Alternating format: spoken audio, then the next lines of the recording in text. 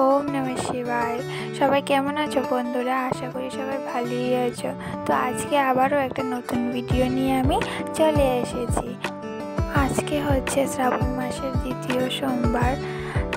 বাবা ভোলেনাথের পুজোটা আমি কি করে করলাম রয়েছে এই ভিডিওটার মধ্যে। তো তোমরা এই ভিডিওটা স্কিপ না করে দেখতে থাকো। একটা জল চৌকির মধ্যে সাদা কাপড় দিয়ে আসনটা পেতে নিলাম।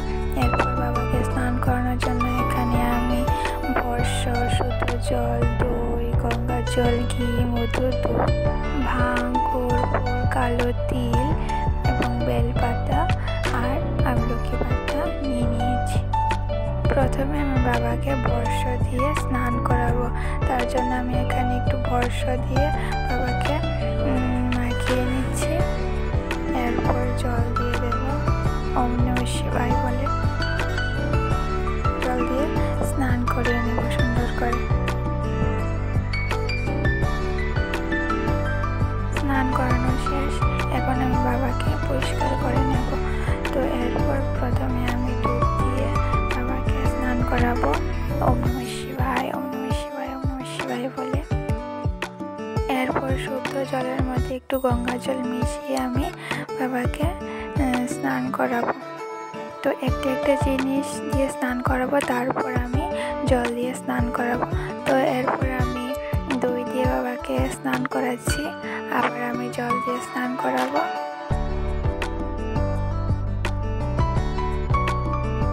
এরপর আমি মধু দিয়ে স্নান করাচ্ছি। এখানে একটু ভুল হয়ে গেছে আমার। এখানে আমি প্রথমে ঘি দিয়ে স্নান করিয়ে তারপর আমি মধু দিয়ে স্নান করানোর কথা ছিল। তো কিছু হবে না। তো মধু দিয়ে স্নান করিয়ে তারপর আমি এখন ঘি দিয়ে স্নান করাচ্ছি বাবাকে। তো বাবার গায়ে একটু ঘিটা আমি সুন্দর করে মেখে দিচ্ছি। মেখে তারপর আমি জল দিয়ে স্নান করিয়ে নেব। তো এখন আমি জল দিয়ে স্নান করাচ্ছি। তো প্রথমে আমি এক সাইডে দিচ্ছি, তারপর আরেক সাইডে, তারপর মধ্যখানে দিয়ে তারপর বাবার মাথায় আমি জলটা ঢাললাম। তো বাবাকে স্নান করানো শেষ। এখন আমি বাবাকে চন্দন পরাবো, সাদা চন্দন। এরপর আমি একটা বেলপাতার মধ্যখানে চন্দন লাগিয়ে তারপর বাবাকে অর্পণ করলাম। এরপর আরেকটা বেলপাতার মধ্যে আমি একটা আস্ত আতপ চাল বাবাকে দিয়ে অর্পণ করলাম। এরপর আমি বাবাকে গোটা আতপ চাল অর্পণ করলাম এবং তিলও অর্পণ করলাম। শ্রাবণ মাসে বা প্রত্যেকটি সোমবারে বাবাকে আতপ চাল এবং তিল দেওয়া খুবই ভালো। এরপর আমি আমলকি পাতা বাবাকে অর্পণ করলাম। এরপর আস্তে আস্তে আমি বাবাকে ফুলগুলি সুন্দর করে সাজিয়ে দিয়ে দিলাম। এরপর আমি বাবাকে সুন্দর করে চৌকির মধ্যে রেখে দিলাম।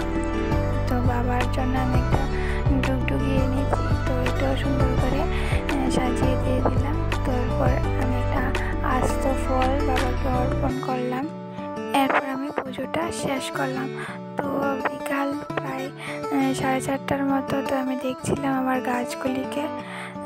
এরপর আমি ঠাকুর ঘরে এসেছি বিকালের পুজোটা করার জন্য।